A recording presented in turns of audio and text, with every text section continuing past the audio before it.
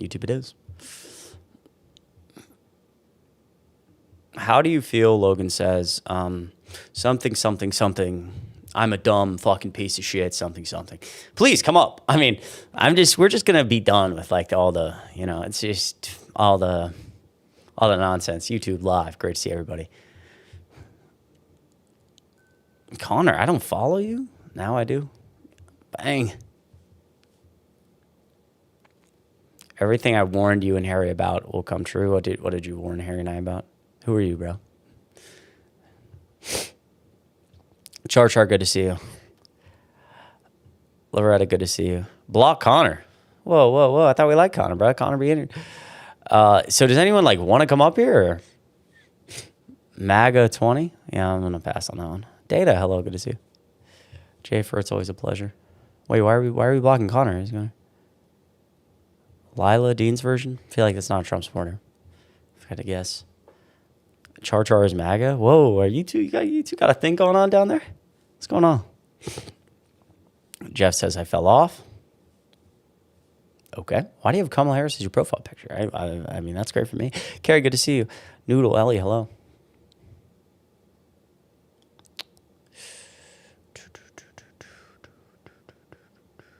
Oh, good to see everyone over on the YouTube side. Tay, Jenny, Ria, Raya.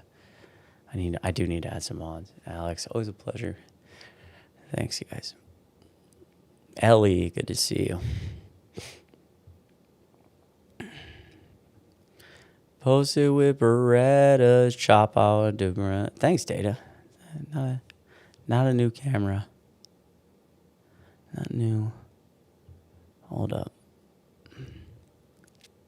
I don't have requests on. Definitely have requests on. Definitely got that. I can look at my multi-guest. In fact, I have 2 people requesting right now. Now 3. We're just gonna have to start going down the list. I'll join in and entertain. Allison said as well. I don't think you're MAGA. Table, thanks for being here. Do I pay taxes? Yes. I definitely pay taxes. That shit sucks. I have no further comment.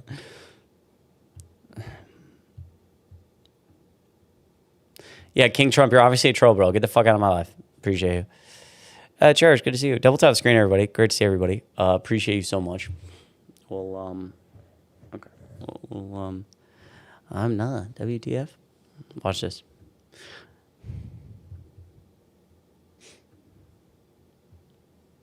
I invited you up. Hello? Yo, Jason, it's a pleasure. Jaguar's mom, hope you're well. All right, well. Are my guests request? Okay, hello? Hi, how old are you? You're 21. Okay, wait, hold on a second. It's appearing to me as if my... what's up? Why you voted for Trump?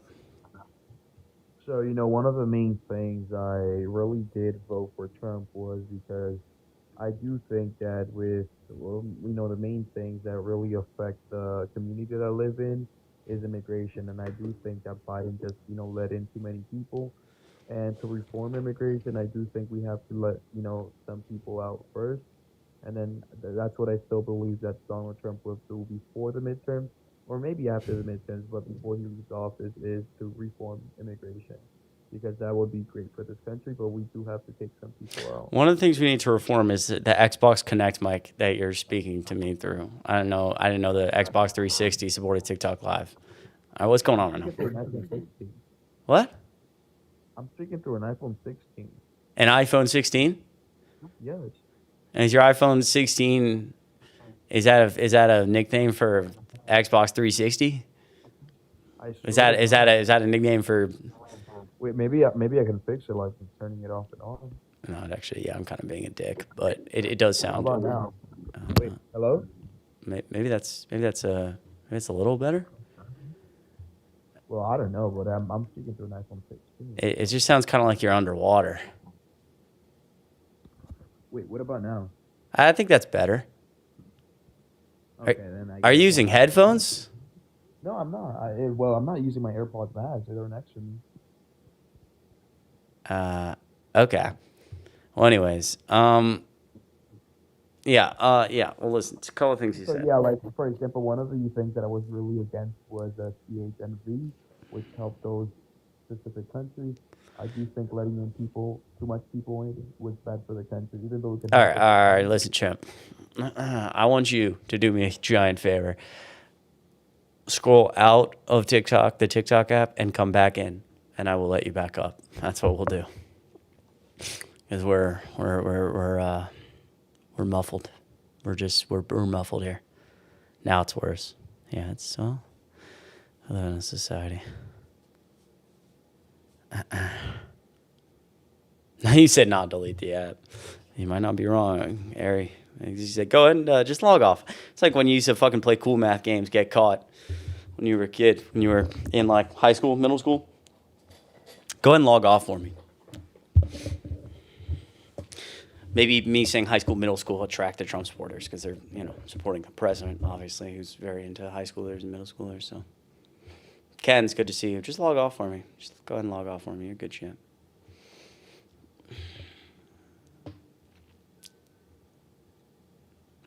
My girlfriend knew that monster when he had 3 casinos in New Jersey. Anything Trump touches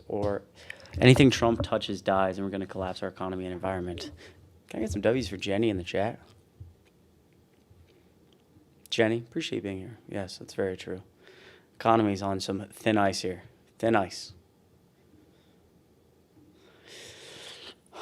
1 million layoffs in 2025. I remember back in the day when when the BLS would like revise data under Joe Biden, and I'd have 1 million people come up here and tell me how like they were revising it to make him look or they were waiting to revise it down to make him look better to shield off the problems. And now the Bureau of Labor Statistics just did its biggest revision ever. And it turns out we lost more jobs last year than or there were more layoffs last year than since I don't even know in the last more layoffs. Then I think the most layoffs, since COVID maybe, or maybe since it's been longer. No one cares though. No one cares. These people are delusional. The Dow's at 50K. That's right, Ken's. Why do we even need to talk about the Epstein files? The Dow's at 50K. Fuck it. Ken's, good to see you. You're so wrong, so stop it. You know what, Jennifer, you've convinced me. I'll fucking stop. You told me. Double tap the screen if you're a Trump supporter. Let me know. I'll bring you up. Love your channel, bud. Thank you so much over there on YouTube. Nuke Lab, I appreciate you.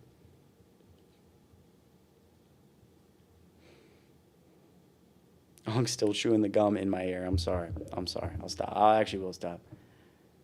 I have 8 followers because I'm on my alt. Did you vote for Trump?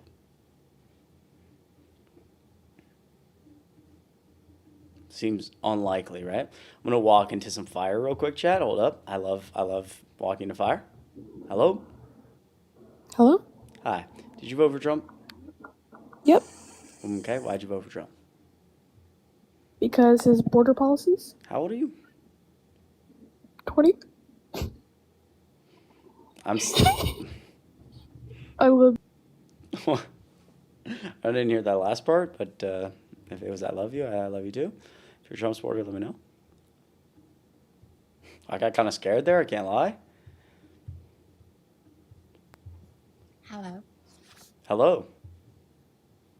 Hello. What the fuck? How old are you? I'm 22. You sure about that? I'm 22. I'm sorry. You voted for Trump? Okay. All right. Well, this is going well, chat. Yeah, Taylor, that's a great question. I'm trying to figure out the same thing. LJ, I'm saying this is good. Double tap screen. If you're a Trump supporter, you can let me know. To the YouTube chat, I'm over here on TikTok accepting requests, and then I'm co-streaming to YouTube. Appreciate it. Yo, I love you so much. I love you so much. I love your content. I love you so much, bro. Oh, I love you. You're the best. I hope you have a great week, man. Yep. Stay safe. Yeah, what a guy. Dude, imagine having the fucking DHS logo as your fucking TikTok. Is that the... What is that? Let's get it, dude. How old are you, bro? 27. All right. What can I help you with?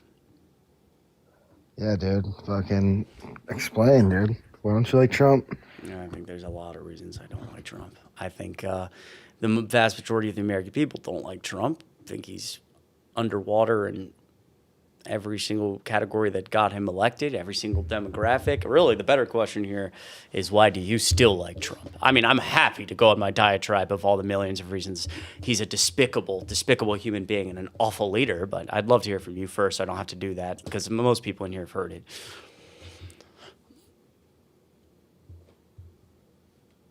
Yeah. Mm-hmm. Yeah, no, I actually don't like Trump anymore, but I still love ICE. God bless ICE. Why don't you like Trump anymore? The files. I mean, even if he wasn't even in the files, just the fact that he wanted to stop the research into the files, Yeah. that was enough for me. Yeah, and you voted for him thinking that he'd release the files. Not just that he would release the files. You voted for him because you thought he was you thought he the border. You thought he was an outsider. What? You thought he was an outsider. I didn't think that he would have been implemented in the files nearly as much as he was. Yeah, well, if only someone would have told you. But yeah, I mean, like, I don't like Trump anymore. I'm still a Republican. I still love ICE. I don't like exactly how he's using them, but I'm happy that attention is being brought to the fact that if you come to this country illegally, it's not going to be a pleasant time. Why do you love ICE so much? Because, okay, so I can give you like multiple different reasons. But like, number one, I own a construction company. So like, I don't hire illegal immigrants, and my largest competitors are people who hire illegal immigrants. Okay, I don't care. Yeah, I know, but that's why. That just seems like a maybe give me an answer that doesn't involve you. Like maybe there's Yeah. So this is the Democrats' new way of like the Democrat Party created slavery. Obviously, this is the Democratic Party's new way to exploit people for undocumented slave labor here in our country today, modern age. Please elaborate on that. Yeah. So these people get paid less, right? I don't think that that's necessarily true. I don't think that you'd have much evidence to support the idea. I mean, I think you'd have evidence to support the idea that some undocumented people are getting paid less. I don't think you'd have really much great evidence that they're en masse getting paid less or that those wages are affecting American workers. I also don't think it's a good argument to suggest that they're being imported for slave labor, considering the United States doesn't have enough native-born U.S. citizens to work every single job. So even if, the Democrats' plan of slave labor went away, all of us would lose our jobs and the economy would fall apart overnight because U.S. businesses wouldn't have enough employees because there's not enough of us anyways. So okay, so you are one of the Democrats that admits that there's more than enough jobs on the market. No, I'm sorry. No, that's not. You just said that we don't have enough people to work all the jobs. I just gave you two things. Number one, I didn't give you a matter of opinion. I gave you a matter of fact, and my matter of fact directly contradicted the point that you made in the beginning. It has nothing to do with how I feel. It has everything to do with like with a factual the fact of the matter being that we have a shrinking labor force and it's becoming a real problem. That doesn't mean that I think that we should have mass migration necessarily to fix that problem. I am certainly in support of more legal immigration, and I am not in support of what ICE is doing. But the reason I said that is because it's in direct contradiction to your first point, which is some suggestion that we're importing mass slave labor for less, because if we have all these people here, they'll take, less pay. Not only is it not based in statistical facts, but that suggests that all these people are coming and there's already enough people to work a bunch of jobs. And now we just have extra people who work for less, when in reality, we just don't have enough people, period. And undocumented people are, I think, generally, especially for our deficit and our debts, hugely beneficial. That's also not the point I come at arguing for against this administration. I tend to come at it more from like a moral perspective and a pragmatic government perspective. I always bring up the economy instantly because most people don't care about the moral perspective.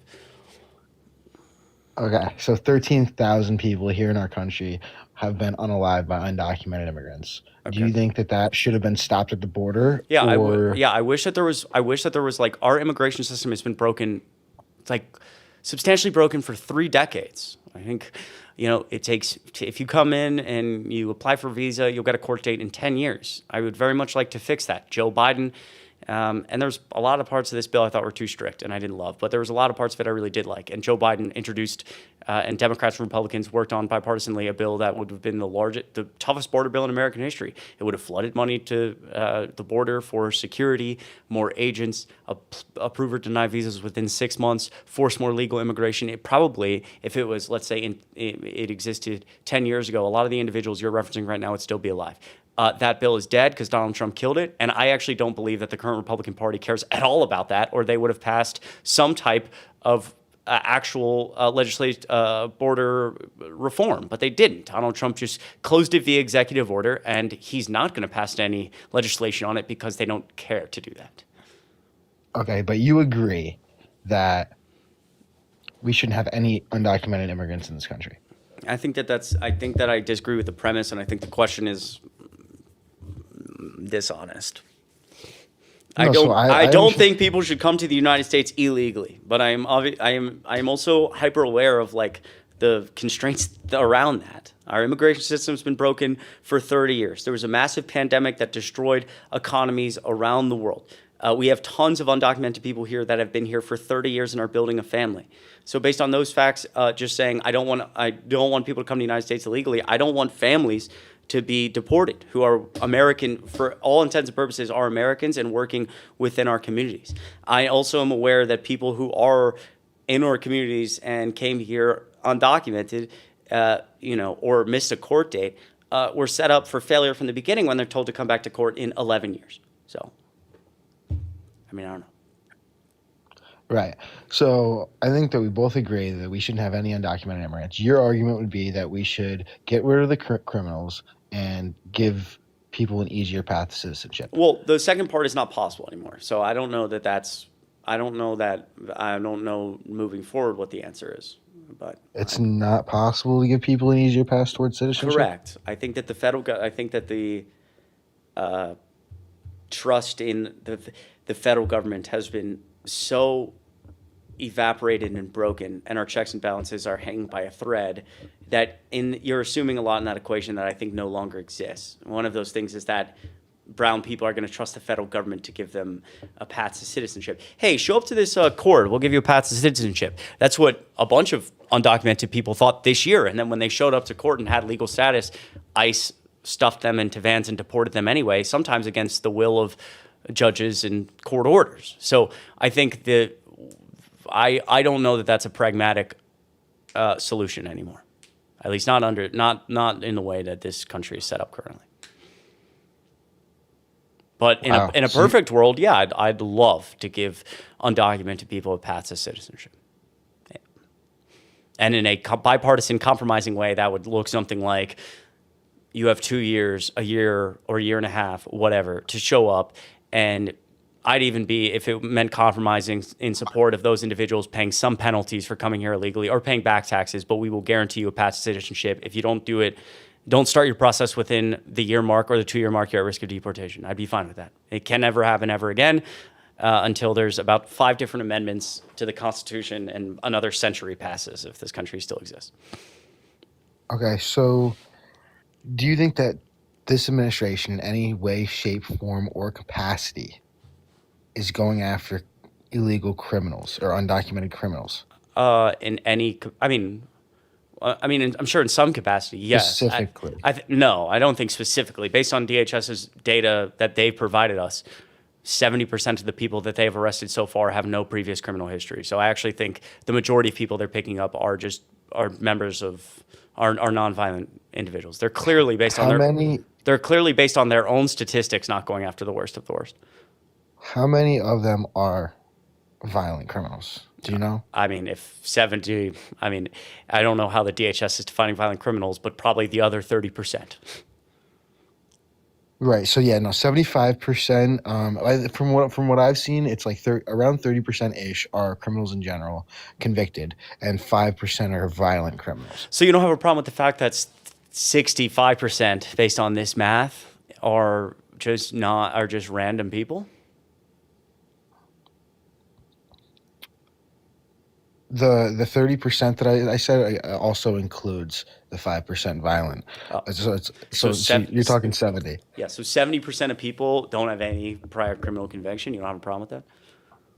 Yeah, I mean, I just have a problem with them working for less money undocumented here in the country. That's like my main issue. Also, the fact that they just completely, most of them or some of them, completely just ignored the laws, rules, and regulations of coming into this country legally. But you would acknowledge that those laws, rules, and regulations have been broken for a long time. Yeah, and then what we're dealing with is a buildup from just a lot of presidents in the past, Yeah. just not caring. But pushing it off. If only there was the only president in modern American history to introduce a massive reform to the border. Right, but what I wanted to get to here is 5% being violent criminals is 3.7% of the United States citizen population are violent criminals. So if he's not going after violent criminals, then if the Trump administration isn't going after violent criminals, then it's either that they have undocumented immigrants have more of a violent conviction history, or he is going after violent criminals. Wait, hold on a second. That doesn't make any sense. Percentage-wise. That doesn't make any sense. Percentage-wise. That doesn't make any sense. So two things. Number one, just because the DHS, if we're going off of, where did you get the statistic that, I'm sorry, repeat that again? 3.7% of the United States citizen population are violent criminals. Okay. 5.2% of undocumented immigrants that have been deported underneath the Trump administration are violent criminals. Okay. So it's either he's going after violent criminals, or is it possible that I mean, wait, is it not possible to say that some of the people that he has deported are violent criminals, but he's clearly not going after them enough? If only 5% of the people deported by your own logic are violent criminals, shouldn't that number be like, if we only want to go after the worst of the worst, shouldn't that number be like 60%? 70%? I agree, but I don't think he's going after violent criminals specifically either. And I think that just the average population of them, the average percentage for their violent crimes just happens to be higher. Wait, that's not true. Number one, first of all, it doesn't. You're suggesting that where, like, based on the deportation numbers, that Donald Trump, his administration picking up all these different people and there being a slightly higher percentage of people who have committed violent crimes. I don't think that's at all indicative of undocumented people as a whole. We have actual studies on that, one done by the Texas state government in correlation with the federal government over 10 years, and one done by, I think, 2 Harvard law professors, both finding the same conclusion that undocumented people are far less likely to commit violent crimes than native-born U.S. citizens. And both those studies done separately at different times came with almost the exact same percentage of difference, that like native-born U.S. citizens are far more likely to commit violent crimes. So I don't think just because Donald Trump has arrested a subsection of undocumented people here, and that subsection happens to commit violent crimes at a slightly higher percentage than average, I don't think is indicative at all of undocumented people being more likely to commit crimes. In fact, I think they're much significantly less likely to commit violent crimes. Right, and underneath the Obama administration, he deported 3.1 million undocumented immigrants, right? That depends on who you ask, but sure. According to government websites. The definition of a deportation was changed from Bush to Obama, so some people would argue that actually Obama being slapped with the term deporter-in-chief isn't really accurate. If we were to apply the same standards that Obama got applied with to past presidents before him, maybe it would have been different. But even if I were to agree that Obama was deporting a lot of people, which I generally agree with, obviously, I think that was done in a significantly more humane way and was one of general actual law and order. Even if at which point of his administration? I'm sorry, say that again. At which year was he doing it better? All the human rights. All of the 8 years, I think he was doing it. Really? Really? Obama's enforcement policy was something along like, well, how this law was executed versus how he wanted it to be executed are two different arguments, but he wanted it to be done in a way where, if let's only focus within 100 miles of the border. I don't want to focus on inner city America because anything, further than 100 miles from the border probably are people who have settled down, undocumented people who have families, undocumented people who are working. If we focus our efforts within 100 miles of the border, it's more likely that those individuals have just come into the country. And his famous speech where he said, quote, criminals, not families, he used some other phrase after that. But yeah, obviously Obama getting on a stage and saying we need to enforce immigration policy, but I really want to do this in a humane way, and I don't want to go after working families, is different than Donald Trump, posting videos of brown people as monkeys and suggesting that undocumented people are poisoning the blood of our country, and then ICE running around places predominantly that are famously close to the southern border, like Minnesota and Chicago, and rounding people up. It's obvious that Right. it's completely black and white.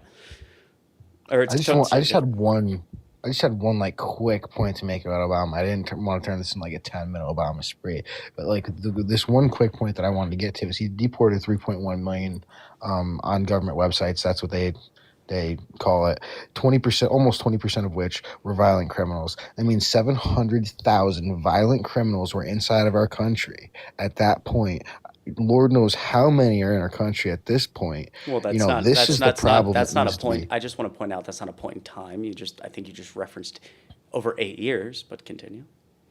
Yeah, over 8 years during that point in our history.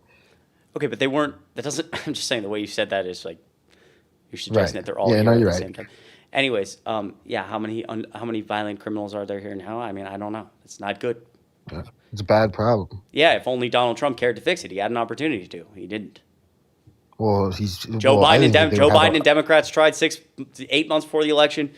Donald Trump killed the bill. I wouldn't. If you care about immigration reform, I wouldn't vote for them. I think he'd be doing a lot better of a job if there wasn't people, protesting in the streets. How does that prevent him from passing? He has the House and the Senate and the presidency. How does people protesting in the streets prevent him from passing immigration reform? Getting the violent criminals out of the country, the ICE officers that are actually doing the job. Didn't you just agree with me that the vast majority of people that he's arresting and deporting are not violent criminals? And now you're upset. You're upset that communities. You're upset that communities, again, not close to the southern border, are protesting because their communities are being ripped apart. You just agreed with the statistic that most of them are not violent criminals, and you're confused why they're protesting? I'm sure he would have gotten more of them if these people weren't in their way. You know how hard your job would be if you had thousands of people in the streets trying to not allow you to do your job. Yeah, it sounds pretty difficult, but I just tend to believe that the federal government's role is not to militarize our streets, and especially when ICE isn't deporting the worst of the worst, and they're constantly going against court orders and violating people's due process and deporting people without due process potentially. I think that people should be protesting. Under any administration, any presidential administration, can you name one singular president that was not accused of violating due process rights? Literally all of them except Donald Trump. What? Yeah, I think you No, are every single one of them. That's not true. If you're Yes, Obama. Nope. Okay, Biden. fine. Name to me when Biden violated due process rights. No, what I said was accused. Okay, of so violating. right, so anybody could accuse how 90% of politics right now are the dumbest fucking people on earth on both sides getting on this stupid app right here and moaning and bitching about things that they don't understand. Let's talk about people in reality. In the reality of how our government actually works, there has only been one president who is there's only been one president ever who has violated people's due process rights in a way that I think the brightest legal scholars in the world are talking, and judges and lawyers, and judges around the country, both Trump appointed and Democrat and Bush appointed, whoever, are using the term right now of constitutional crisis because the executive branch is so willing to not only violate people's due process rights, but go against the judicial branch and go against the Constitution. That's only ever happened one time, and it's under Donald J. Trump. First time ever. I would argue it's the most brazen attack on civil liberties and our democracy since the Civil War. I think if you are living in reality, that is the reality. I think that it's never happened under another administration. I could read you several court orders from this week of stunning quotes of, there was a quote from a Bush-appointed judge the other day where he said, I've attached to this order a list of, I don't know what it was, 76 court orders that ICE has violated in 96 different cases in January of 2026. It's likely that ICE has violated more court orders in 1 month than most agencies have violated in their entire existence. That phrase right there, if that was uttered by a federal judge any time in the last century, it would collapse a presidential administration. Nobody has heard about that quote because these attacks are so intense. So, no, it's never happened. Well, one of the first things I said when I came up here is, 1, I don't like Trump.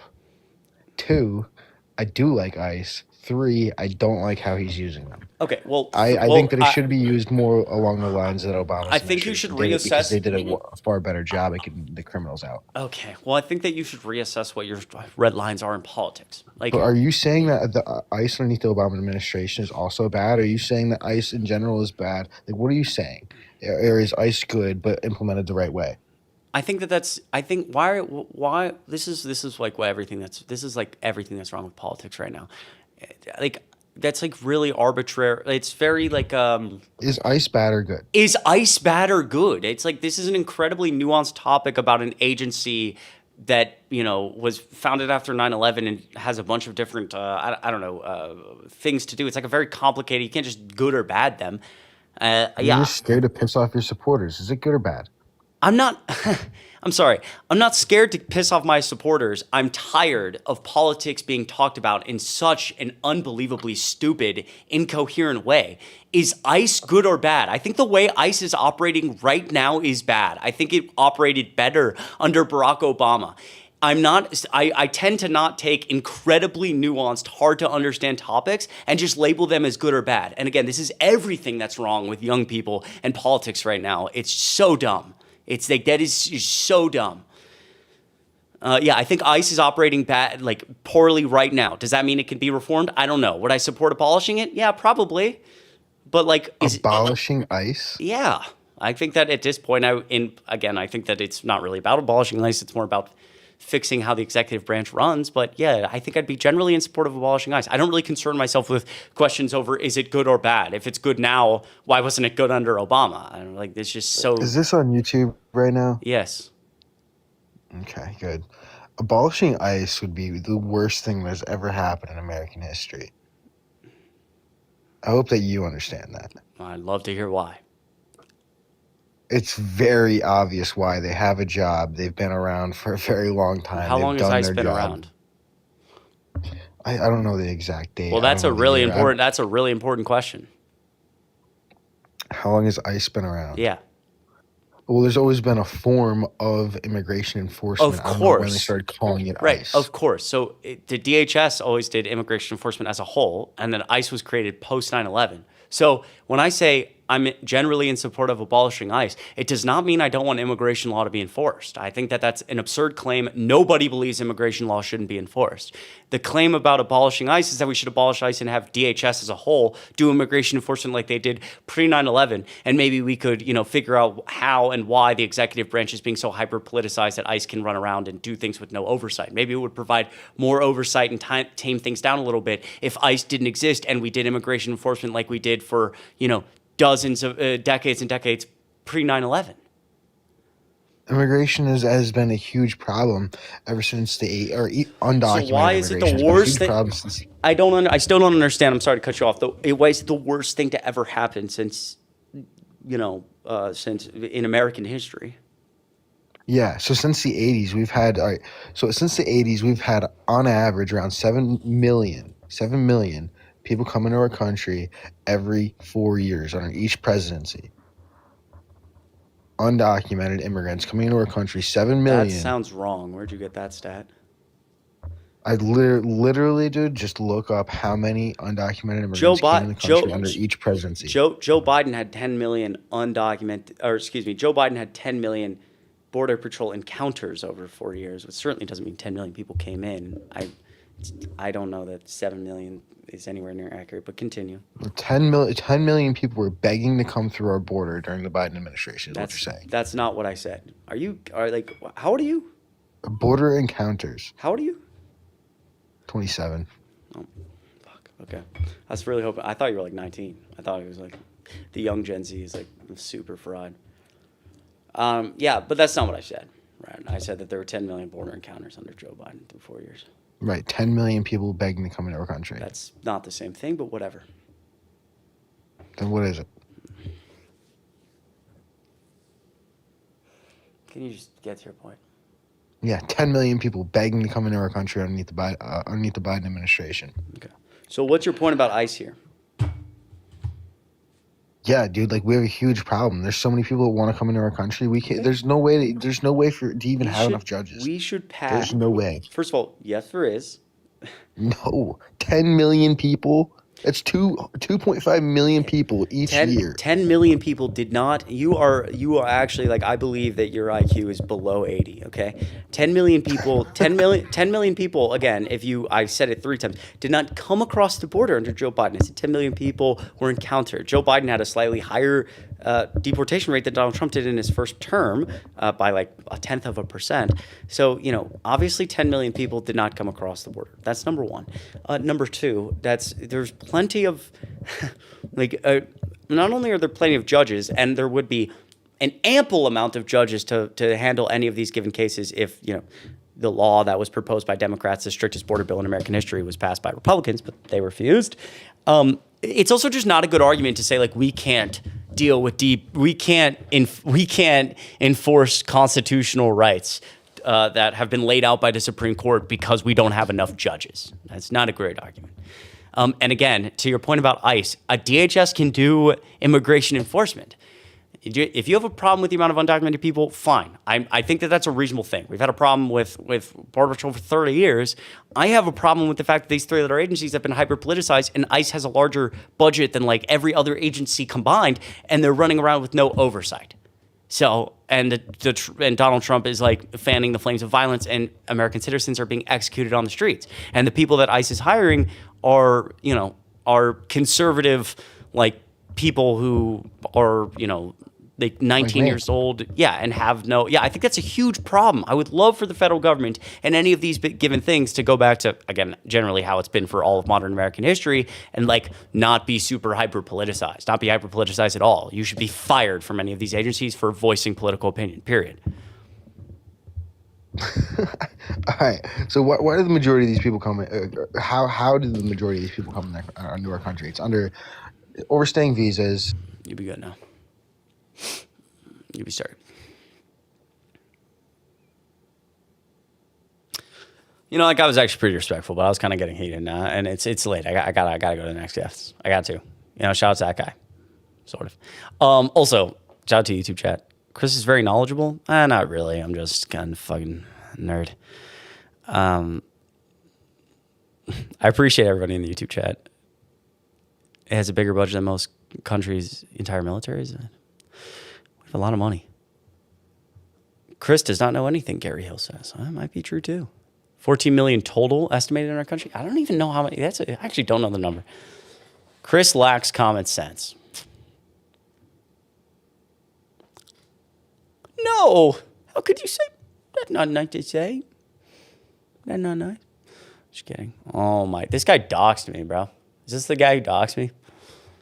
I don't know why. Okay, Insta left.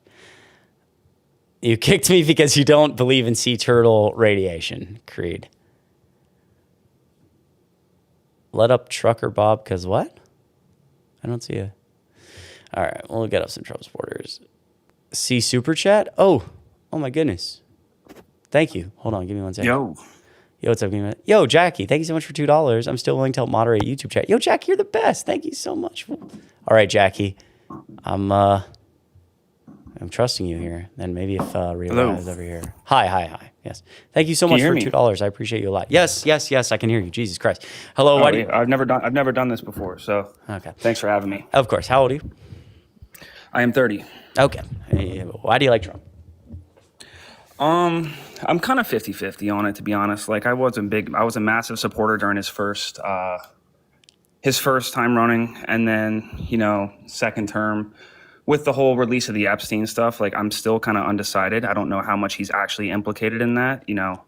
Because there's a lot of fake news out there and stuff. So like I really have to do my own research on that. I don't just believe everything that's leaked out there. So I'm not going to claim I know everything about it. I haven't read through all 3 million pages. I doubt everybody else saying that they has actually read through it. So that's another reason why I've kind of wavered on him a little bit. But I'm definitely more comfortable with him in the executive branch than the other side of the foot for, like Kamala Harris or something like that. So please tell me what was uncomfortable about Kamala Harris. Let's start there before we talk about. What made me uncomfortable about it? I don't even know how to like even I actually just cannot believe like I somehow it's still stunning to me that I would have to have a conversation about like the Epstein files. I mean, I feel like besides all of the overwhelming evidence, I feel like it's as simple as like, the files were going to be released on day one. Pam Bondi, they were like on her desk and then they weren't on her desk. And then actually the whole thing's a hoax. We don't have any files. What files? Please stop talking about the files. There are no files. Maybe there are some files, but Democrats actually planted the files. Okay, we'll release the files because we were forced to by a law. And now the law's been signed and we're still not following the law because we don't have over half of the files. We have 3 million plus pages. I just don't understand how Trump's implicated in that. They've had these files for over a decade. They were under the Obama administration. If they were so damning to Trump, why did Obama employ the FBI to spy on Trump's campaign? Okay, first of all, rather than just to release the files. If he was a pedophile, why wouldn't he just release the files right away and he wouldn't even be able to run? Two things. That's the dumbest fucking thing I've ever heard. That's number one, because there's two main problems with that. Number one, you're so close. It's not how. Sorry, that was kind of mean to me. I shouldn't have said that. But it's like first of all, the reason that Donald Trump is running on releasing the files, and other presidents had the files. Like the Department of Justice has been largely independent from the presidency, shielded from political pressure up until this point, up until Donald Trump signed Schedule F, his first day in office, and it gives him the ability to mass fire civil servants. And for the first time ever, flood these agencies with loyalists. Joe Biden, for example, didn't release the files because Joe Biden and Kamala Harris and any of those individuals had no idea what the DOJ was doing because the DOJ was largely independent from the presidency, and it wasn't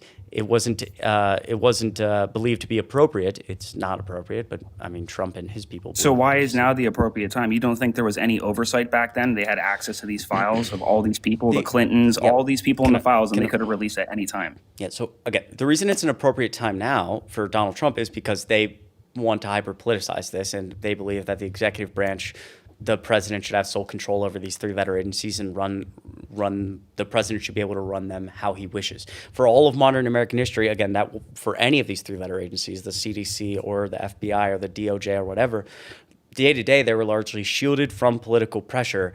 And so as Kamala Harris, I think, actually answered this question, why didn't you guys release the files? They never asked about the files. They never went to the DOJ. They believed it to be very important that the DOJ stay in. I'm not sure what you're... Can I finish? Go ahead. Yeah. They found it very important that the DOJ stay independent from the administration's goals.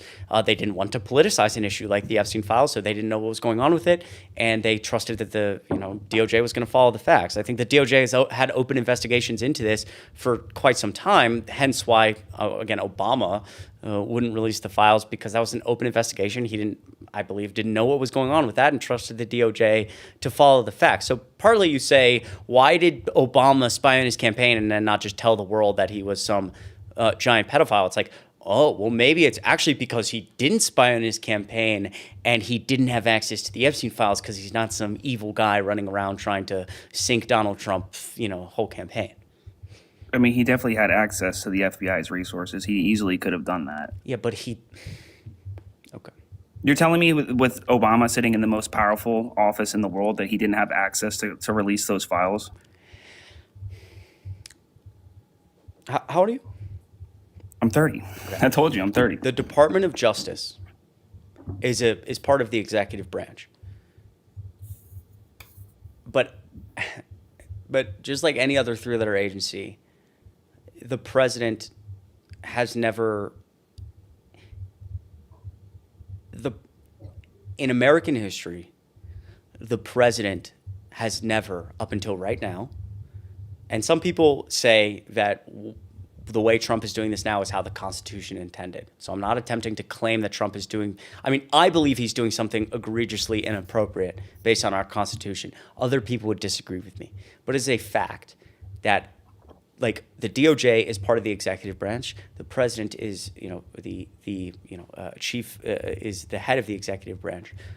But no, it would be deemed incredibly inappropriate for any president to have an active understanding or have a really active communication about any ongoing investigation with the DOJ. That did not happen before this time. So you say Obama's the most powerful man on earth, he had access to files. Why though? Because that doesn't make any sense. I'll tell you why. Because there was, well, now you're asking about a century of No, well, so I'm not trying to constitutional debate. stump you on it. What I'm It's saying not- is it's not- you're not- It's not the president's business. But if there's a person like Epstein who held a lot of political power, there's proof in the files that he was connected to the British intelligence, the Canadian intelligence, Israeli intelligence. He had all this access to all this knowledge and had such a grip on power and world politics. Why wouldn't that be in the president's interest to be investigating that? It's not. The question that you're asking is not stumping me. I'm trying to explain this in the best way possible, because I think you have a fundamental misunderstanding of how our government works and how the executive branch and the federal government works. Sure, it would be in the president's best interest. My point being is that or in any of the things you said, the point being very broadly and generally is that if the Department of Justice has opened investigations into trying to arrest people associated or arrest Jeffrey Epstein or investigate this giant ring of things, this giant ring of, crime going on, the president does not get involved with that. It's called DOJ independence. It's how we've interpreted the Constitution and the executive branch to be set up for 80 years. We believe the understanding of the Constitution has been that although the Department of Justice or the FBI or the CDC or any of these agencies are a part of the executive branch, that the president and his administration should generally day to day stay out of those agencies, because you risk hyper politicizing them, and then you pose a big risk to the American people. For example, if Obama was always meddling in what was going on with the DOJ and then started pooling it and asking questions and guiding it based on political gain, the Department of Justice, the fear is that now the executive branch and the Department of Justice are no longer interested in following the facts and getting justice for the American people. They're interested in whatever's politically advantageous for the president. And that could be very bad, because you could open up a realm of a lot of corruption. See, what if people at the DOJ are scared to do their job if they go after, let's say, the president's son? If the facts lead them to suggest that the president's son, Joe Biden's son, committed a crime because he did, we don't want the Department of Justice to feel like they can't do their job effectively because they'll be fired. We want them to follow the facts. The president should stay out of it. That's how we've interpreted the executive branch. Now that it no longer exists, right? Donald Trump, the DOJ takes orders from Donald Trump. That's why we see this whole Epstein debacle, because he hyper politicized it. He directed them to do it, or you will be fired. It's why we see, the DOJ going after his political opponents. It's why, we see outward, open, very clear, very clear crimes being committed, by his son or his family or him. The DOJ would never go after that because they would be fired from their job or pushed out. When people at the DOJ have been told to do something like go after Donald Trump's political opponents and they say, no, there's no evidence, they are fired. So that's the difference. It's just our federal government is set up in a very different way now. But yeah, so that whole Epstein file stuff, I'm still trying to wrap my head around that. Like I said, I'm trying to do my own research on that. There's a lot of pages out there, everybody begging for the release of the files. I doubt they actually went onto the website and read through all 3 million pages. If they did, they're lying. It's just the sensationalism and the fanaticism behind it. But yeah, like I said, I'm wavering off of Trump. I still have my convictions in that. But what really got me interested in scrolling past your live was you were talking to that guy about ICE. And that's really what I wanted to get into with you, was ICE. Like, the Epstein files was just the reason why I stopped liking him. Which is fair. I think it's a reasonable, supporting Trump a little bit. I think it's a reasonable reason to not like him. I'm not saying I'm going to go left, or I'm not going to go to that side completely yet. But with the release of more things, I'm always down to change my mind with new information, being released and being developed. So I'm not going to plead ignorance, but I'm not also going to, claim I know everything either. But the whole ICE thing, I don't understand the whole anti-ICE. What's that about? Yeah, I just think ICE is, I think that again, we're seeing borderline constitutional crisis when ICE is violating court orders and potentially deporting people without due process or doing things they shouldn't be doing at the direction of the president. I also just think like generally like ICE is operating in a way that's just very inappropriate for the federal government. Like I don't think the role of the federal government is to like for political gain be like militarizing our cities and fanning the flames of chaos. And I also think that Well, it's because this has gone unchecked for so long. There's been millions of people. There's about like 60 million undocumented people in the country. How many? It's like 30 to 60 million, I think. I forget, but a hell of a lot of people, and There's we don't even know. 30 to 60 million undocumented people in the United States. Something like that. But it's a guesstimate, you know. Like Yeah, we don't even really know. Like so, like There's I've heard we numbers do of know. between 30. It's not. Like there's 315 or 25 million people in the United States total. There are. I promise you, there are not. Yeah, 30 but the key million. word here is undocumented, which people prefer to use now. But the correct term is illegal, but undocumented, which means we don't know. We don't have track of them. Okay, but like we have some track, right? And it's not 30 to 60 million. We would know if there were 60 million undocumented people. But the number's not even necessarily important. It could be 5 million. You know, it doesn't really matter. But the important thing is like people are out there stopping ICE from doing their job. They have warrants for people. ICE is the #1 agency in the United States of America that deports and gets rid of child sex traffickers and child rapists. They're doing very important work, and people are sitting there. They're bombarding them, fucking throwing rocks at them, throwing water at them, and shit like that. Like a couple things. I think to the first point, again, like I think that like ICE has consistently shown that they're violating court orders. The Trump administration is potentially deporting people without due process, consistently violating civil liberties. And that's amazing. you get due process if you're an American citizen. You get due process if you're an undocumented citizen, or if you're No, you don't deserve due process if you sneak into this country illegally. You go back to where you came from. I don't care what you deserve and don't deserve. It's not really about how you feel. It's about facts. And the Supreme Court has ruled on this very clearly that undocumented people have due process rights. So, it's like the dude said before. There's not enough judges for this. You're taking up court time that could be used to actually help the American public. That's also not how deportations work. But number one, like that's just like let me ask you a question before I go to literally any of the next stuff. If you come into the country undocumented, then you just shouldn't get due process rights. If you were arrested tomorrow, and the federal government was going to load you on a plane within 24 hours and deport you to like Uganda, how are you going to prove that that shouldn't happen? Well, I've lived here most of my life. I immigrated when I was like 4 or 5 years old from the UK. Okay, fantastic. Legally, okay, my mother had to go to the U.S. Embassy and obtain citizenship. It wasn't easy. We came over to the country. Blah, blah, blah, blah, but blah, we didn't blah, cut in line. Blah, blah, blah, don't care. So the federal government detains you. You're going to be on a plane within 24 hours. What's stopping them from doing, like, under this world? I have a social security card. I have an American birth certificate. So you show, I have a British birth certificate. Fantastic. So you show the immigration enforcement officer, hey, here's my social security card and birth certificate. You just haven't have it in your pocket. And then he looks at you and says, I don't care. So what's next? I don't think that's what's happening. Okay, I actually no. Stop. American citizens. Stop. Maybe it's been like 10, 20 people, and those are horrible things. Yeah, ICE should be held accountable for that. Stop. The government should be held accountable for that. Stop. See, that's the problem. Is that you're very close. That's a crisis, right? Because you've opened a door to, again, I think what we would describe in some ways as constitutional crisis. And again, you say it's not happening. I'm asking you actually now, not about something that's necessarily happening, but about hypotheticals when you claim that if you came over here, you just shouldn't get due process rights.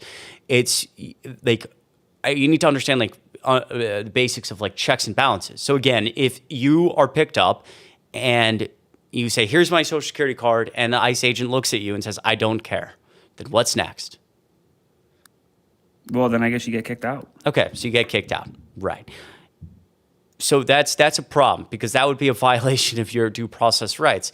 I don't think that's how they're operating, though. People think that ICE is just this like ragtag thrown together team of people. They have a lot of intelligence and they have a lot of scoping out it's less their about targets and stuff. it's They're less not just grabbing any random person. It's a lie. It's not true. It's less.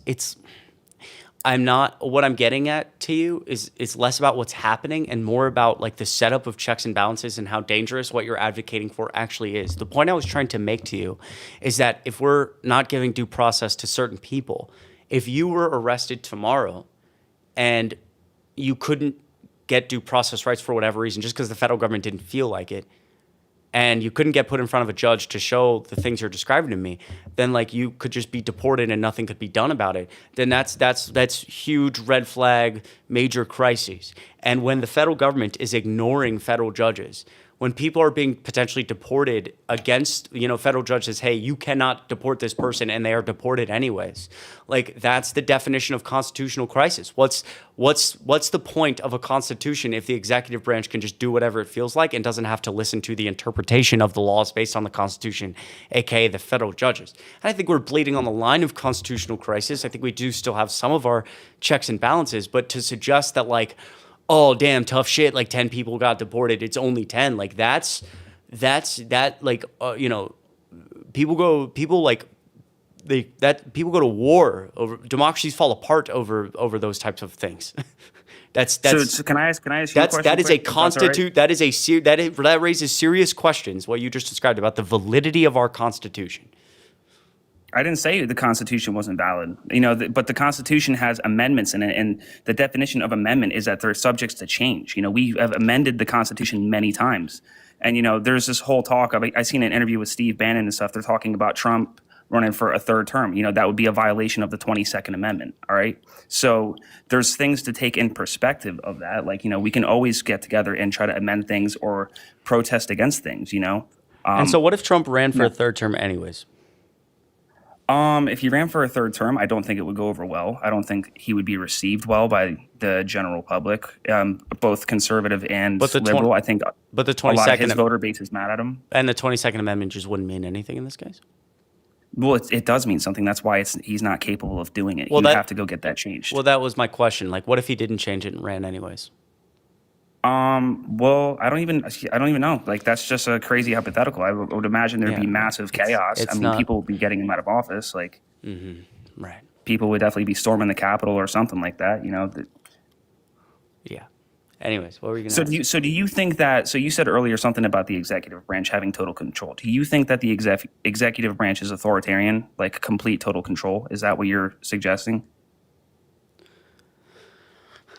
I think we're witnessing the largest expansion of executive authority ever in this country's history. And so these three-letter agencies, like the executive branch has grown, the president's power specifically has grown quite a bit. And the executive branch has just generally grown to be much larger than the other two branches.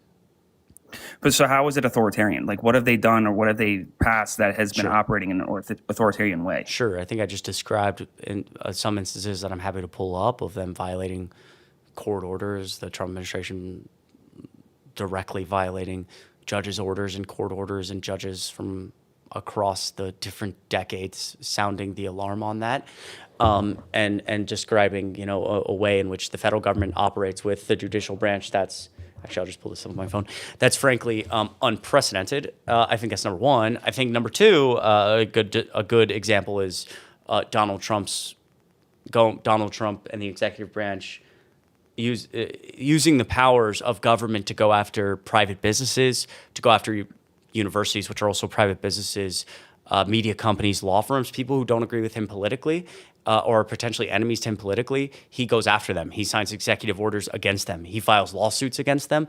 Again, I think it's pretty unprecedented in American history to watch the federal government and at the very top, the leaders of the federal government actually be willing to exercise powers of government to ruin private businesses that are not good for them politically. That's the So definition. are you referring when he what was it? He sued 60 Minutes or something like that? I'm referring to a bunch of different things. I'm referring to when he's gone after several universities saying, I'll pull your federal funding if you don't, do this or this. I'm referring to when he signed executive orders against 2 law firms, stripping them of their federal security clearances. One of those law firms formerly represented the DNC and the Kamala Harris campaign. The other law firm had employees at it that had previously investigated Donald Trump under like impeachment number 1 or something. And so he literally ruined those two. I mean, those 2 law firms the individual lawyers got their security clearances. Yeah, so like stripped. the lawsuits is like petty business though, but I don't understand what he's on this but been authoritarian. He's been like one of the most diplomatic presidents. Explain what I just just can you answer He's played ball with Zelensky. He's played ball with Kim Jong-un. He's played ball with Putin. Like we haven't been in major crazy world crisis. Can you answer to what I just said, which is the President of the United States signing executive orders stripping, let's just say broadly, stripping the ability to do business with, I'm sorry, let me rephrase this. Every president signs executive orders. I don't understand what the problem with that is. Okay. The President of the United States signing an executive order against a law firm specifically, that law firm representing the DNC and formerly the Kamala Harris campaign, and essentially like ruining their business and saying like the federal government's going to impose restrictions that give you less ability to do business. And he's doing that because that law firm represented the DNC and Kamala Harris and he doesn't like those people. You don't think that that's unprecedented or a problem? What if you started a law firm and the president didn't like it and then overnight was just like, the federal government's going to impose restrictions on your law firm because I don't like who you represent? It depends if you actually know how to practice law or are you letting people get away with things, you know? You know, Kamala Harris was a former prosecutor and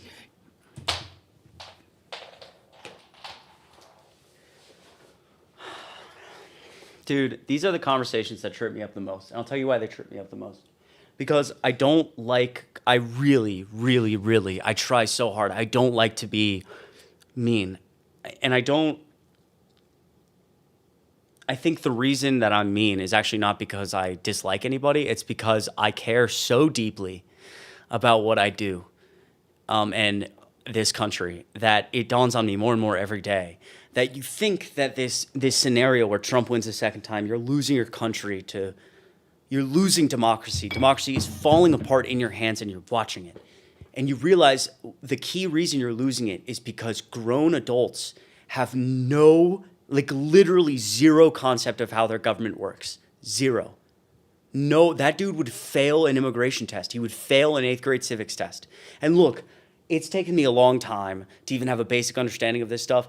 I still don't have a great understanding. I haven't graduated college. I do this all day long. It's actually really not that dude's fault. It's not a lot of people's fault. It's probably the fault. There's probably an answer somewhere that our federal government needs to do it needs to be set up in a simpler way, or we need to teach it better. We are losing our country.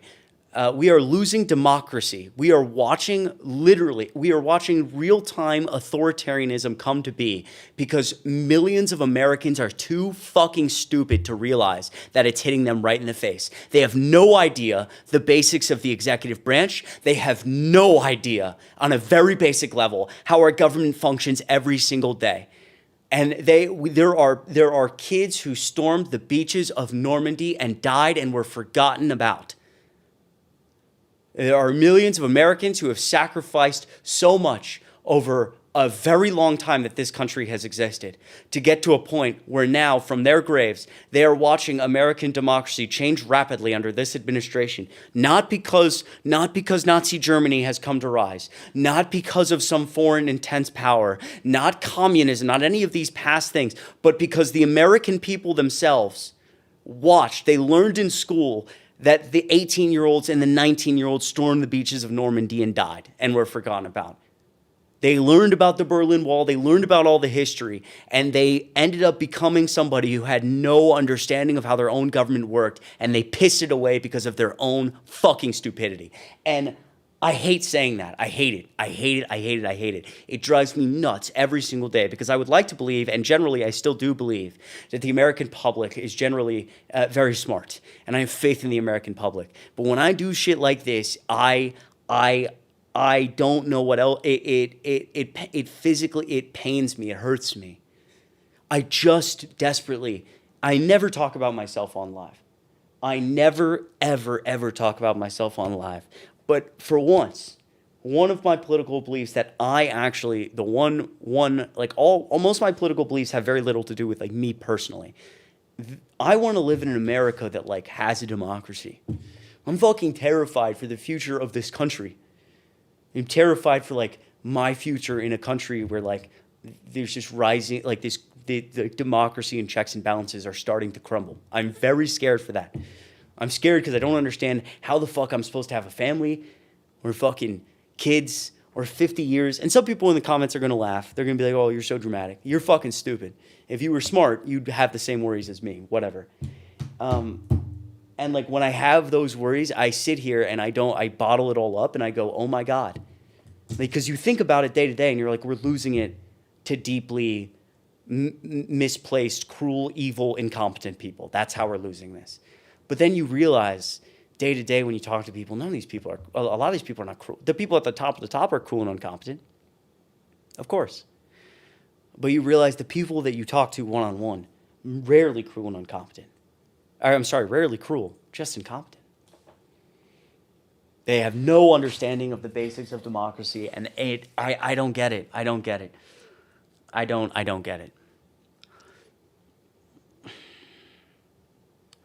I mean, I do get it, because the democracy is hard to understand. But what's the famous Churchill quote? The famous Churchill quote, which it's attributed to him, but it's not really confirmed if he said it. The best argument against democracy is a conversation, is a 5-minute conversation with the average voter.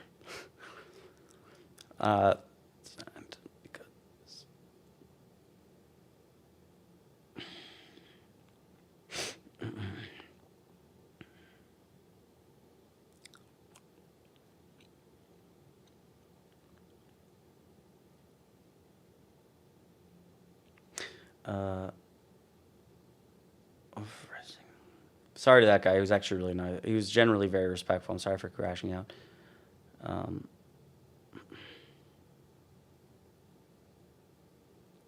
This is what I wanted to read.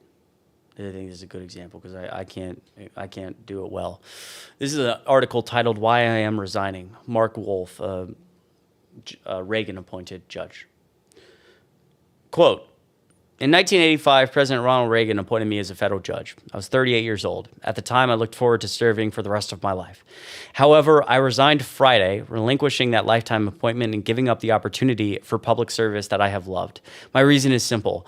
I no longer can bear to be restrained by what judges can say publicly or do outside the courtroom. Donald Trump is using the law for partisan purposes, targeting his adversaries while sparing his friends and donors from investigation, prosecution, and possible punishment. This is contrary to everything I have stood for in my more than 50 years in the Department of Justice and on the bench. The White House's assault on the rule of law is so deeply disturbing to me, I feel compelled to speak out. Silence for me is now intolerable. So it's like, yeah, when you have fucking judges, Reagan appointed Ronald Reagan saying that, bro. And I'm like, dude, I'm fucking screaming from the rooftops. I feel insane. I don't know. Fuck. Yeah, sorry to that guy. I was kind of mean. I didn't mean to call him dumb. I feel bad now. Yo, thank you so much, Cole, for the $20 YouTube super chat. I actually appreciate you so much. I hope everyone is hitting like and subscribing. Good job, Chris. Thank you so much. Yo, $20 is actually really kind. That's several Celsiuses. Several. I love you. You're amazing. You're so amazing. Truly. Can we get a million W's for Cold in the chat? Thank you. Dark Sunray. So good to see you. It's delusion out of ignorance and fear. Love you. Dark Sunray, I love you. Great to see you. Thank you so much for $2. Actually, really fucking appreciate you. Huge W's for Dark Sunray. Thanks for always being here. Locke, thanks for $5. I've always thought the Joseph McCarthy era was bad. This was worth McCarthyism. Wow, it's really bad right now. It's actually breaking my brain lately. But Locke, thank you so much for $5. That actually goes like a really, really long way. I appreciate you so much. And Soul Music 79. Thank you so much for $10. You guys are so kind. I never, ever, ever, ever take this stuff for granted. I hope you know that. I genuinely mean that. Truly, you guys are the best. It means the world. And NBC did an article on January 9th, 2024, stating the DOJ, which could be Biden's, released 7 docs, 1,500 pages, which were unsealed by the court. Seems like the DOJ under Biden did, in fact, release files as unsealed. That's interesting. A federal judge might have forced their hands, or there would have been like a part of an investigation that was closed. That's interesting. I'll look into that. Soul Music, thank you. I appreciate it. Can we get some W's for $10? That actually goes, Roxfox says they did. That actually goes a really, really, really, really long way. It's not a Zin, by the way. It's a piece of gum. Thank you so much for $10. Truly it means the world. You're literally the best. First of all, I never take any of that for granted. I want everybody to know that from the bottom of my heart. Thank you. From the bottom of my heart. I love you so much. I'm so lucky to be able to do this. I need to like calm down, not crash out and call people stupid if I want to continue on this career path. I'm going to be able to say, if I ever run for Congress, Chris, why did you say this about that the American people are stupid? I'll say, number 1, I didn't say that. Number 2, do you know the type of pressures that fascism that you deal with? It's a mental game over here. It's mental. It's all mental. They want to break you. Ella MC Wheels. It's been a while. $100 on the YouTube super chat. That is literally fucking insane. Can we get 1 million W's for Ella? 1 million fucking W's. 1 million W's. Also, I say it's a lot and I'm a straight white man, which means like it's definitely way worse for everybody else. Thank you so much. I love you. How you doing, man? That's crazy. $100 is fucking crazy. Thank you so much. That goes such a long way. I do not take that for granted. Things are fucking expensive right now. So that really helps me out. Thank you so much. I love you, truly, from the bottom of my heart. Never, ever, ever, ever never take it for granted, truly. I love you. Chris, how you doing, man? How's the guitar playing coming along? Oh my goodness. Ella, thank you so much for $100. Well, listen, I'm going to let someone else up. I watched your live for 100 minutes. Yo, thank you so much. But actually, I will briefly, and then I'm going to let someone up. I have not learned anything on the guitar, but... Well, that might not be true. It is true. First of all, what I need here, I need a phone charger. But we're just gonna deal with that later. Oh yeah, there's nothing being learned. Well, I learned how to string it, hold it. Then I broke a string, learned how to restring it, tune it. This all has taken a long time. I learned how to hold it. I don't know how to play like shit, but I can do just like random nonsensical stuff like, oh wait, is it?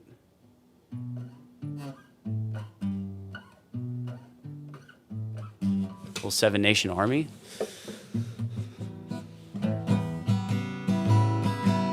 Lefty? I'm not a lefty. You just hold the guitar like, doesn't everybody hold it the same? Isn't that what you have to do?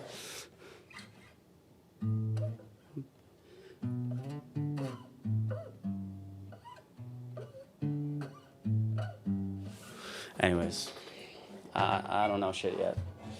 Probably figure that out. Camera's backwards on TikTok? Good point. Actually, I think it's flipped.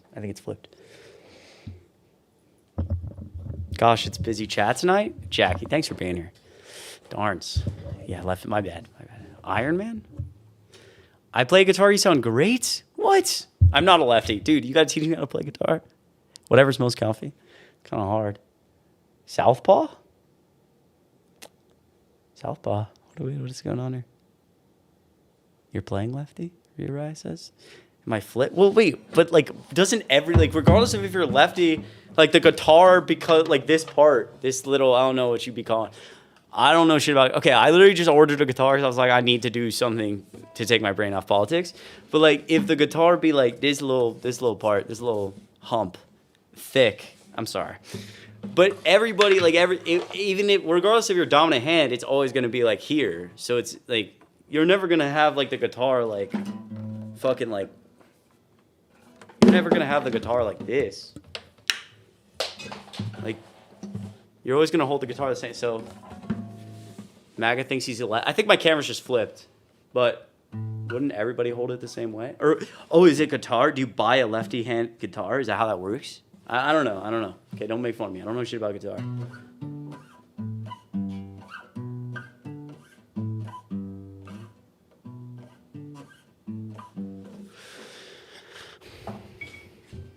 Lens refraction?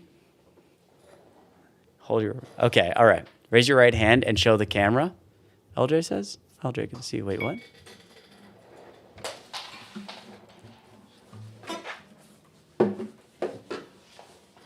Trying to get it for the things.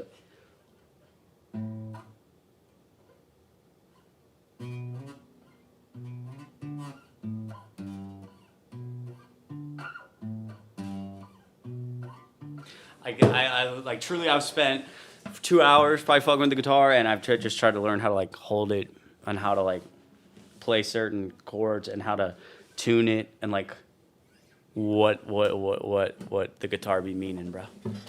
It's a guitar. Oh, say, can you see? I'm just kidding. All right, I'm done now.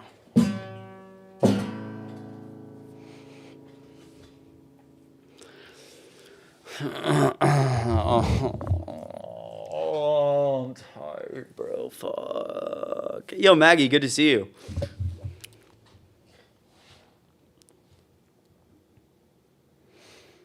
Man, like I really do kind of feel bad for the last guy. I do. I lost my mind, and he was nice. I always hate to do it to nice people. Man, fuck. Right? Please run for president, dude. You might see me like tweaked out on the street by then. I might be like lost my mind. Hello? No, I'm kidding. I'd love to run for president one day. Not much, man. Why do you like Trump?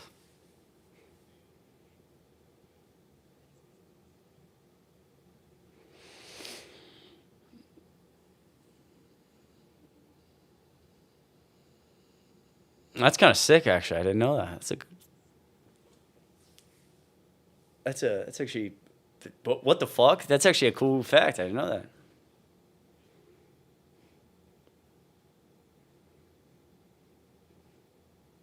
Huh. That's weird. Didn't know that.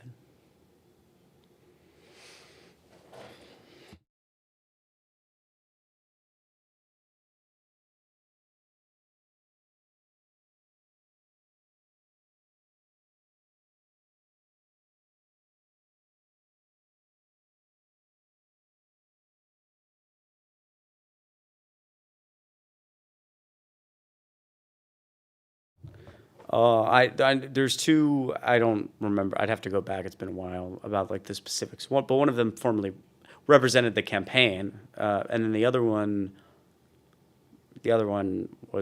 had what's his name at it, who investigated Trump, or whatever.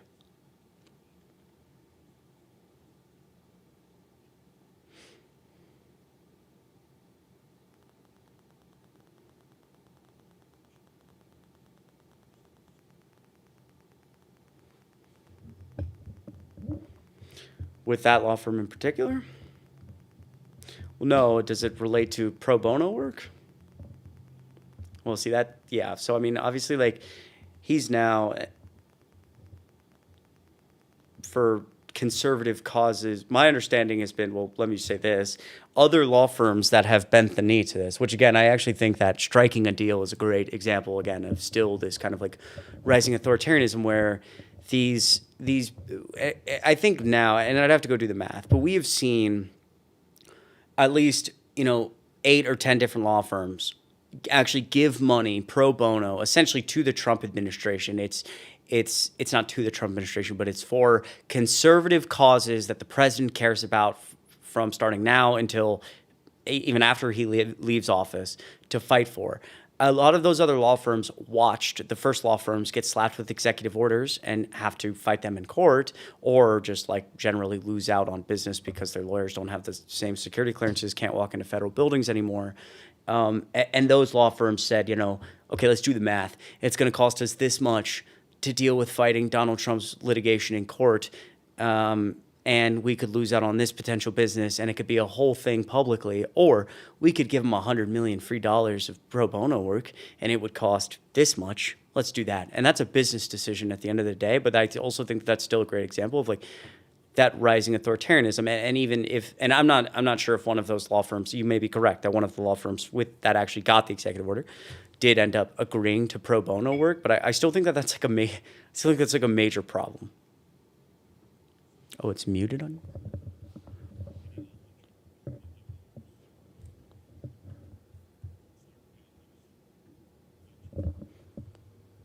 Wait, I'm sorry. Give me literally 2 seconds. Just sorry with a little bit of an audio problem. Thank you, YouTube. I apologize. I think OBS is not happy.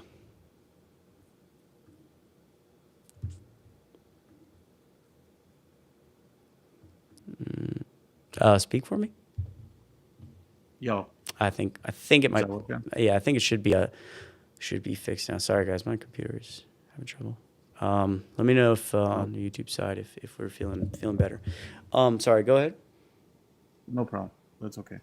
I think it's a great thing actually. And you say conservative things. I wouldn't really classify like Gold Star families, veteran affairs. I wouldn't really classify that as conservative values. I would classify that as American values. Well, sure. Well, two things. Number one, again, I think that like if that is what like the law firm that got the executive order, that I was not familiar that that's what they agreed to. I was referencing other law firms have agreed to Trump, and I'd have to go look up the specific ones to represent. So there's been two major ones, one of them for 100 million, one of them for 40 million. And both of them, the 140 million total dollars of pro bono work is allocated for Gold Star families. It's allocated for Gold Star families, law enforcement, and veteran affairs. Got it. So two things here. Number one, again, I'd have It's to. not. I just want to make sure that it's not pro bono work for Trump's administration. He didn't get free lawyers out of. Well, right. I don't think I've ever contested that it's for Trump's administration. I think I've contested that it's for conservative causes that the president cares about. I could go back and look. Let's say for now I was to concede and say that I was wrong. Again, I thought that it was possible that, especially with such a large sum of money, that over time it could potentially draw into other areas of litigation. But even if I were to agree and say, you know what, fine, it's just Gold Star families, although that I think that work's very important and good work, I still have a massive problem with that. I don't think the federal government should be forcing private law firms to be giving out pro bono work, or else they get slapped with executive orders and their business is hurt. I don't care if they're serving like Jesus Christ himself in the legal field. I think this comes down more to principle. Now, I will agree that, like, obviously, again, there is a difference in having this conversation between me saying conservative values versus potentially representing Gold Star families. And again, I appreciate mentioning it. I will look more into it.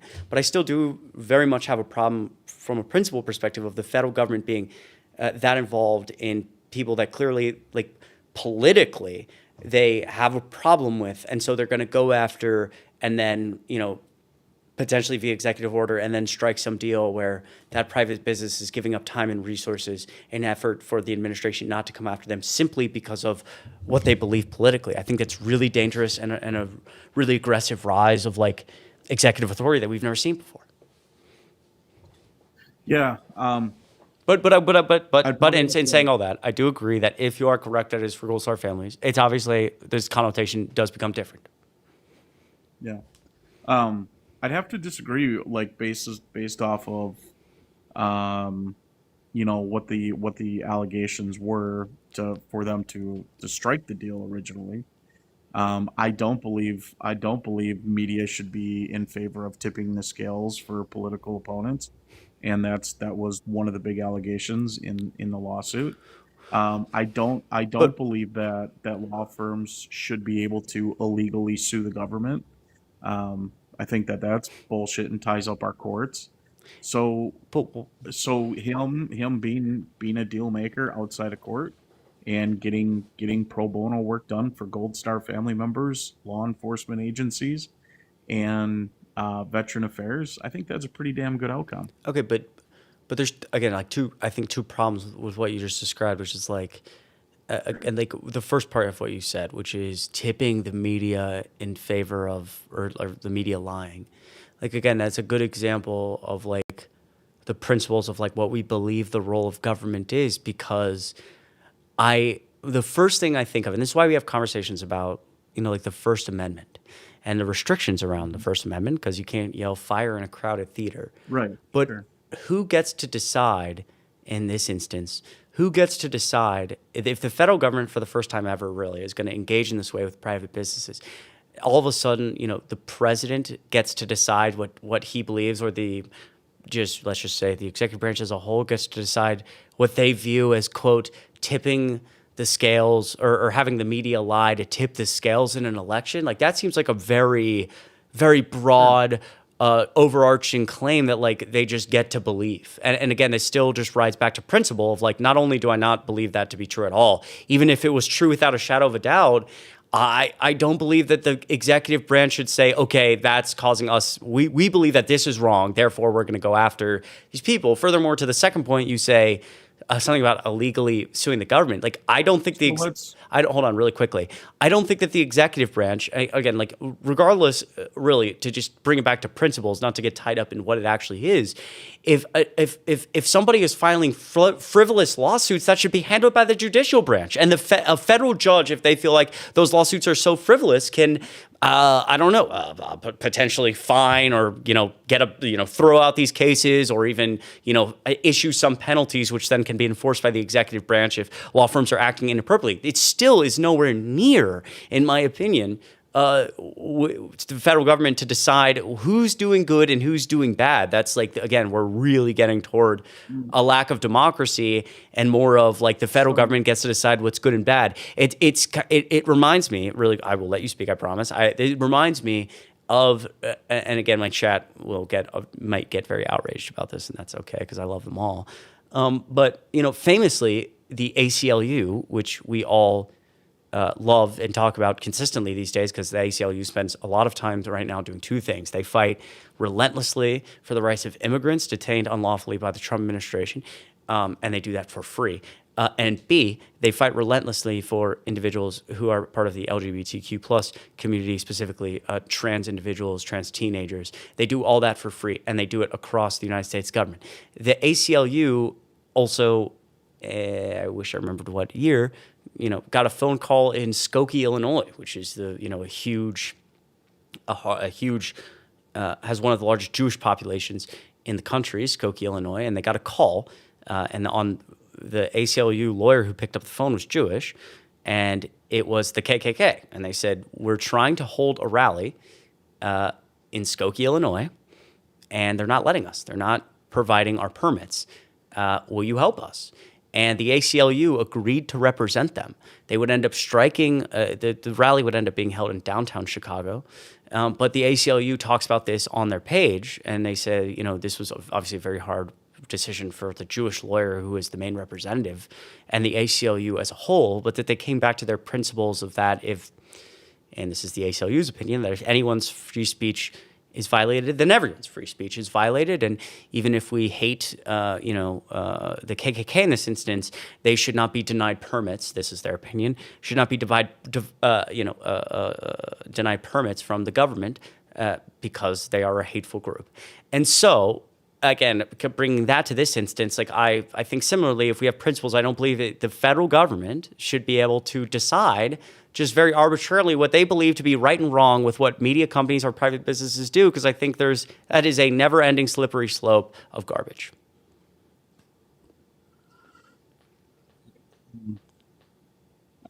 I take all what you had in to say there. So back up here. When it comes to media, you are okay with what you are saying. Then you are okay, I believe it was, with CBS scrubbing Kamala's interview. Editing it, yeah. You were okay with that? Yeah, they can. You were okay with that? It's a private news company. I mean, Fox News. Well, wait. Well, they get public money because they are okay. One of the big four. Yeah, I understand that. So you're okay.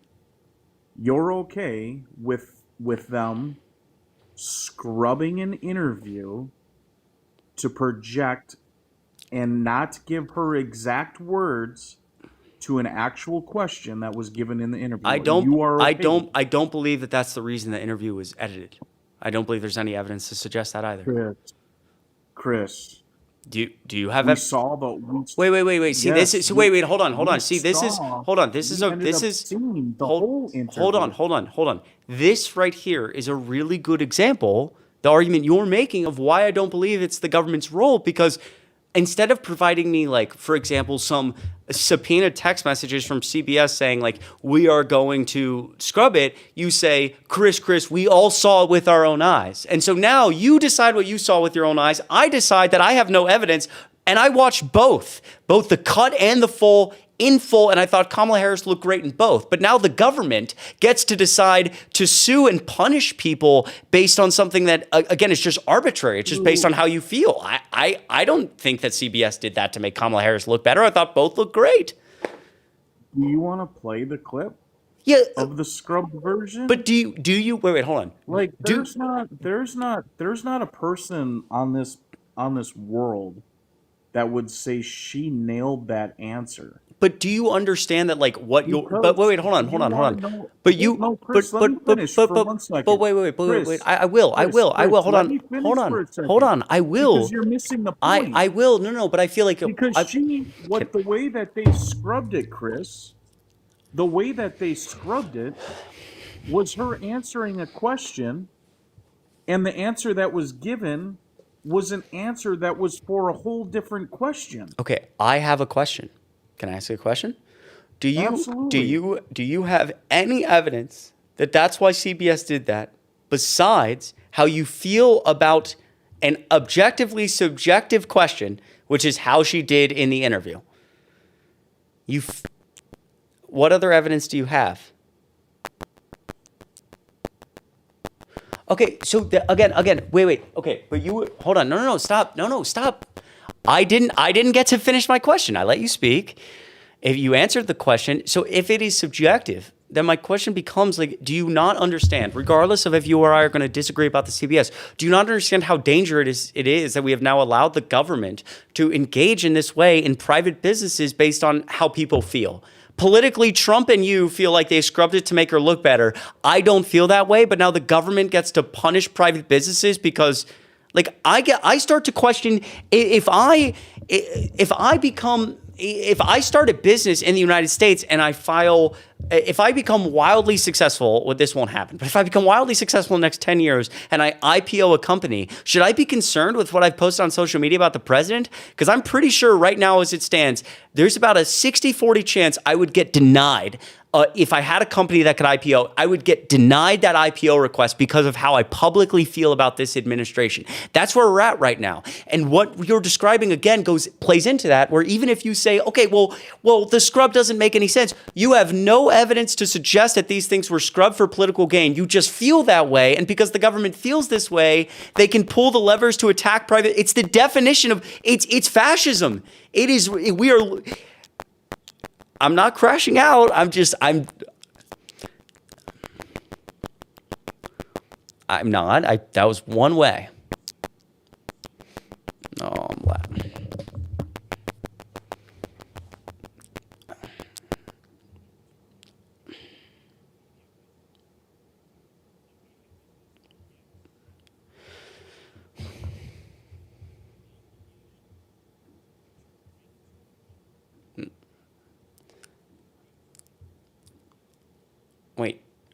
Hold on. I just want to point out that's first of all, yeah, hold on. Stop, speak. No, stop. That's just objectively not true, right? You don't believe that, right? Fox News, can I speak? Yeah, of course they have to carry, of course they have to, okay, of course they have to carry, I have to fix the stream because it's like breaking here, but of course they have to carry credentials. It has nothing to do with them being required by the federal government to say anything that's true or false. Fox News paid the largest defamation lawsuit in American history for knowingly lying about the 2020 election and it being stolen, right? They paid the defamation lawsuit because another private company sued them, but Fox News lies more consistently and outrageously than any news organization on the planet. They have no obligation to the federal government to tell the truth. They lie all the time. Newsmax lies all the time. And even with the defamation lawsuit, the same people who admitted via text that they knew they were lying about something as key as our election process are still on the air right now. What you just said is just objectively completely false. They have no obligation to do anything when they're a media company, not for the federal. I mean, they have obligations to do certain things. Telling the truth is not one of them. So they don't have an obligation to tell the truth.